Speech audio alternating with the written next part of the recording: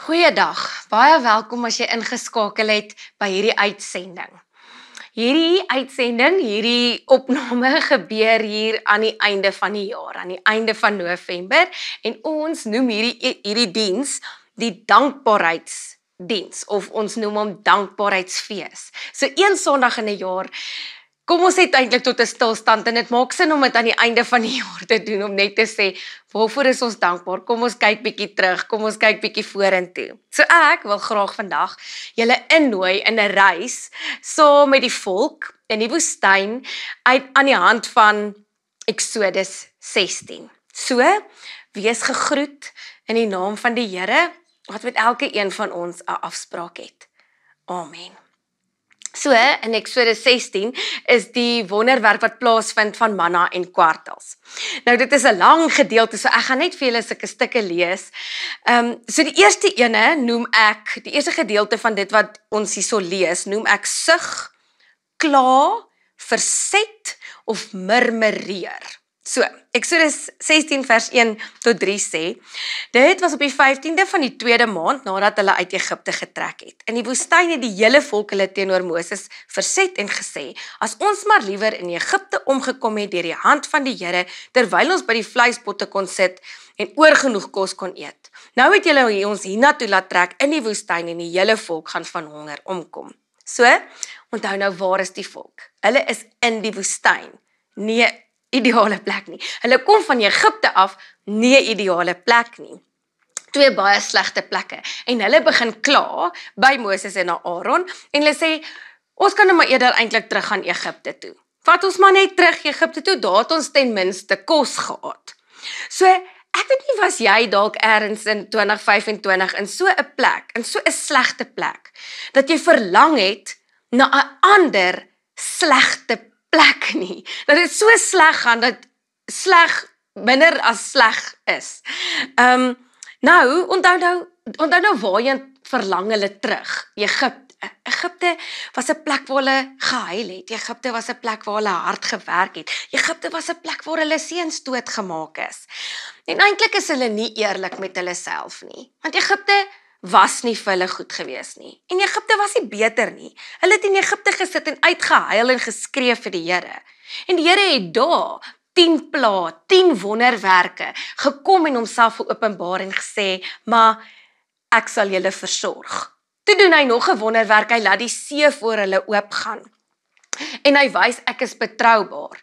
Nou, hoekom sal die Here, as hulle nou in die woestyn is, nou stop om hulle te versorg, en hulle raak ongeduldig? Ons lees hulle is so 45 dae in die woestyn, en ek kan op 'n manier hulle frustrasie en hulle reaksie verstaan, maar ons wat ook kan terugkyk op hulle storie kan sê, maar hoorie, wag net 'n bietjie, hoekom is julle so oorhaastig?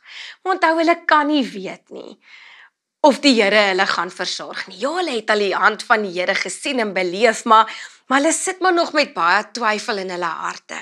Hulle ken nie die deurbrake wat op pad is, in die vorm van manna en kwartels, soos ek en jy dit nou ken nie. Alwaarmee hulle sit is die werklikheid en die spooke van nou se honger, en die verlede se spooke wat hulle jaag. Nou wil ek vandag vir jou die vraag vra, waaroor in 2025 kla jy, of sug jy, of murmureer jy? 'n Slegte plek wat jou terug laat verlang het na ander slegte plekke. Want ons kom op sulke plekke in ons lewe. En die volk help ons om eintlik te sê, maar dit is die lewe. Hierdie goed gebeur. So ek wonder, het jy dalk hierdie jaar iemand aan die dood afgestaan? Wat 'n teleurstelling moes jy hierdie jaar hanteer het? So die volk was ook op daai plek. Dan, die volgende ding wat gebeur, is versorging, koestering en voorsiening. So, Eksodus 16 vers 13 tot 15 lees so. Die volgende oggend was daar 'n wolk rondom die kamp en toe die wolk weggetrek het, was die woestyn oortrek met fyn vlokkies, soos ryp. Die Israeliete wat dit gesien het, gesê, "Wat is dit?"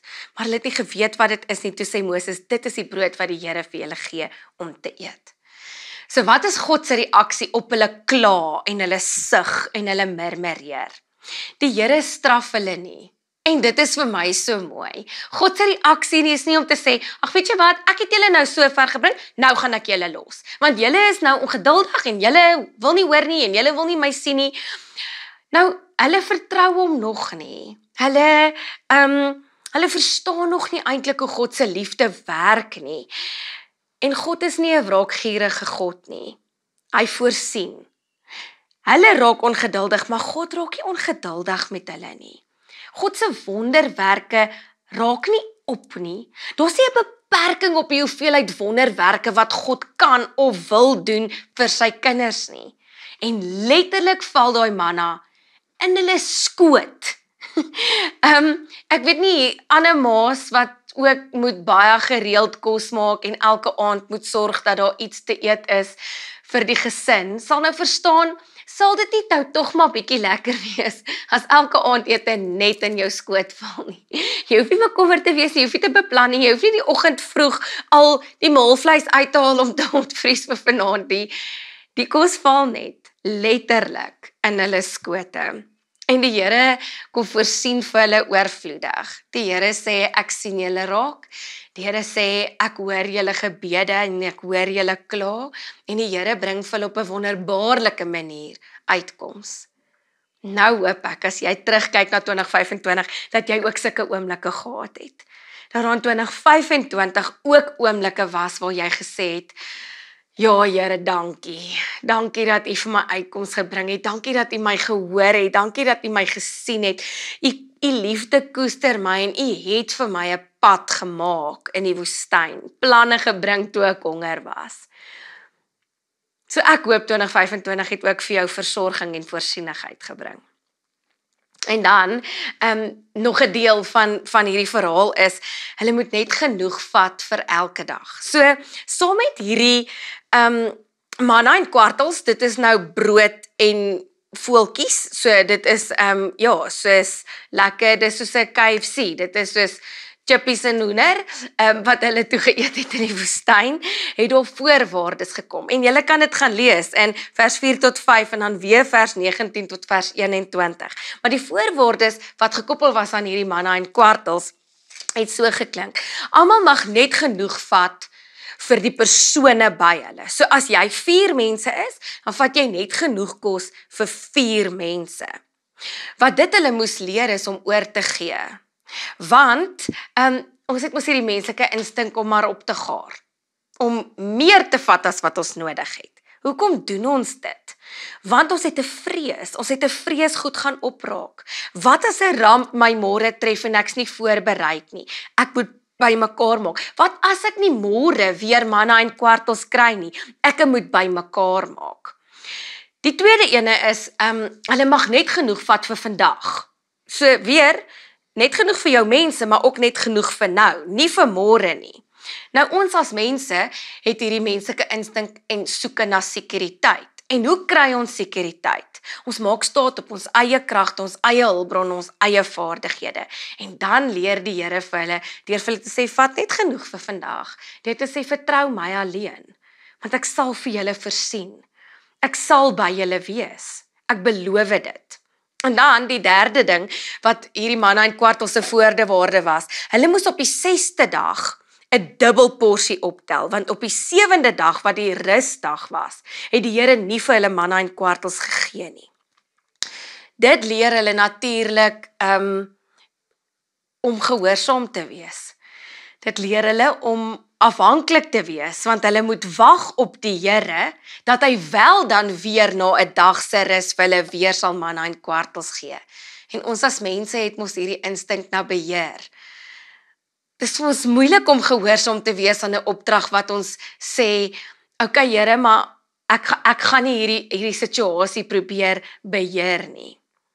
En natuurlik, Op hierdie 3 voorwaardes is hulle reaksie so rou en broos. So, party vat meer as wat hulle nodig het, ander vat minder as wat hulle nodig het, en party vat dan ook vir, nie net vir vandag nie, maar ook vir môre. So, ek het soveel begrip vir hulle reaksie, want as jy 'n ma of 'n pa is en jy moet vir jou gesin voorsien in 'n woestyn, waar gaan jy kos kry? So natuurlik as die manna in die kwartels kom, gaan jy meer wil vat.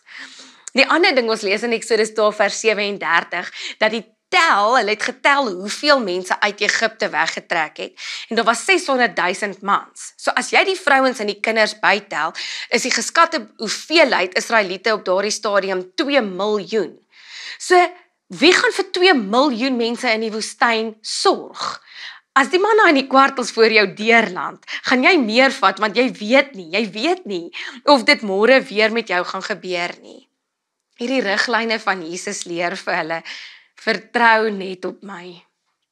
Wees gehoorsaam aan my, want my beloftes is vas. Ek sal elke liewe dag vir jou voorsien. Gister, vandag en môre. Ek is jou leidsman, ek is jou onderhouer. Die Here leer eintlik vir ons, leef net vir nou. Ek dink is 'n baie goeie beginsel. Ons het nou al so 'n bietjie teruggedink aan wat hierdie jaar met ons gebeur het, dalk die slegte goed en die goeie goed. Maar is dit nie dalk so dat ons oor daai goed nog bekommerd is en daai spooke ons jaag, maar dat ons ook al reeds bekommerd is oor goeters wat in 2026 nog nie eers met ons gebeur het nie en nog op pad is. En dit steel ons vreugde vir vandag.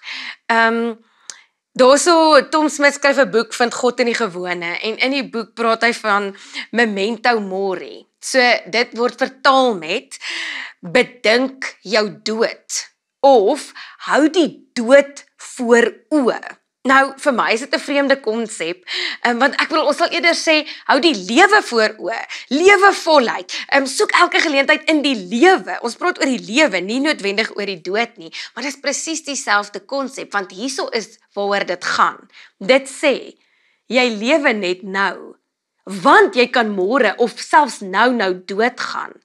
So hoe sal jy vandag leef as vandag jou laaste dag is? Dit is memento mori, wat sê, okay, gestel vandag is my laaste dag, en nie ek of jy weet of dit waar is nie, vandag is dalk hierdie is dalk my laaste opname van my hele lewe. Ons weet nie, jy weet nie of jy môre nog gaan lewe nie, en dan, as vandag my laaste dag is, hoe gaan dit my gesprekke beïnvloed? Met wie gaan ek praat? Waaroor gaan ek met mense praat? So leef vir nou, en die Here sê, ek sal sorg vir môre. Ek het reeds gister vir julle gesorg. Leef net vir nou, leef afhanklik van my. Jy hoef nie die wêreld op jou skouers te dra nie. Jy hoef nie nou al die antwoorde te hê vir 2026 nie, en jy hoef nie al hierdie spooke van 2025 met jou saam te dra nie, want ek is in dit alles. So die eerste beginsel wat Jesus hulle leer, deur tel net genoeg op vir vandag, is die hele beginsel van rus. So, op die 6de dag moet hulle dubbel optel vir dag 7, want dag 7 moes hulle rus. Maar het julle nou ooit so daaraan gedink? So sou jy nou maandag dubbel optel vir Dinsdag. Dan staan daar in die teks, daai goed het vrot geword en vol wurms. So, hulle kon dit eintlik glad nie doen nie. Dit wat hulle ekstra opgetel het so gestink, dat hulle dadelik van dit moes ontslaa raak, want die Here wou hulle leer, ek beloof, ek gee vir jou genoeg vir vandag, en ek gee weer môre, en ek gee weer môre. Maar die kos wat hulle opgetel het op die 6de dag, om te eet die 7de dag, daai kos het nie vrot geword nie. Hoekom sal dit so werk? Dis vreemd, dis 'n wonderwerk. Die Here sê, rus is integraal deel van die menslike ontwerp. En dit is belangrik vir ons verhouding met die Here om een dag uit 7 uit te rus, om te stop, om te herfokus, om te hoor, om te onthou. Hierdie manna en kwartels en ritme van rus, 6 dae optel, die 7de dag rus, het gekom voor die 10 gebooie gepraat het oor heilig die Sabbat. Ek bedoel, in Genesis het die Here al hierdie ritme ingestel. Hy het 6 dae geskep en die 7de dag gerus. So het jou rus in 2025 gelyk. Het jy dalk 'n plan of twee hoe jy jou rus in 2026 anders wil doen? Maar ek wil my en jou uitdaag, so hier aan die einde van die jaar, as ons terugdink oor 'n jaar wat verby is, en ja, dink oor 'n jaar wat op pad is, dat ons mekaar sal sê, dalk moet ons net leef vir nou. Dalk moet ons net nou raak sien wat waar is. Dalk moet ons geniet wat nou vir ons lekker is. Dalk moet ons net fokus op die persoon wat nou voor ons staan. En dan sal die Here sorg vir die res. Ek hoop jy het soos ek uit Eksodus 16 soveel nou kon hoor van hoe ons moet lewe. So gee daai dinge van 2025 vir die Here wat jou pla. Sien hom raak ook in jou 2025. En jou uitdaging is, leef net vir nou, geniet net nou, want die Here sal vir 2026 sorg. Kom ons bid saam. Liewe Here, baie dankie vir die goedheid en die guns. Dankie vir 'n jaar waarop ons kan terugkyk en ons is nog hier.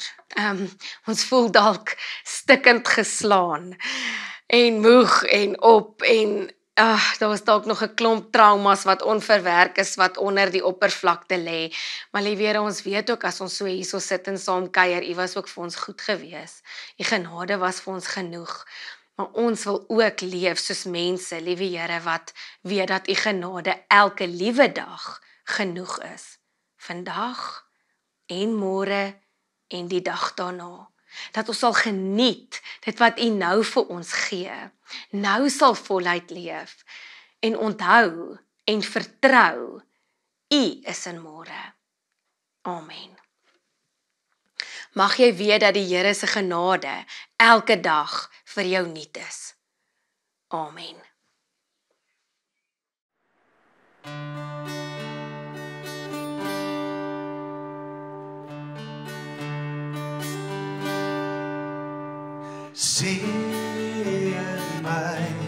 Sien my ryklik.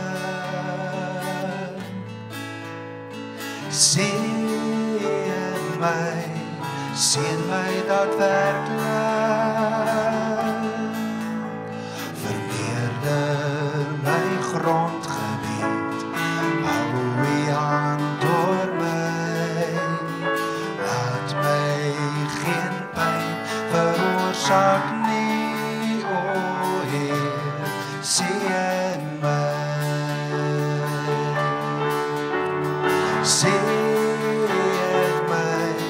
Sien my ryklik.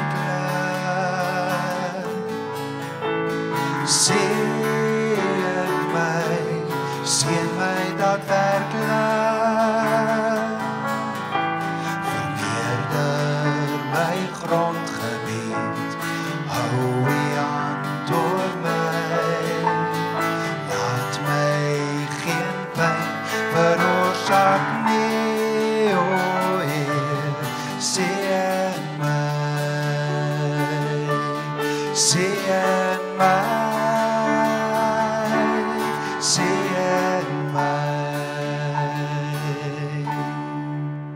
Want U is in my Heer, wonderbare Heer, U wat steeds getrou, U skepper onderaan. U is in my Heer, wonderbare Heer, U wat alles vorm tot die Heer. U is in my Heer, wonderbare Heer, U wat steeds getrou, U skepper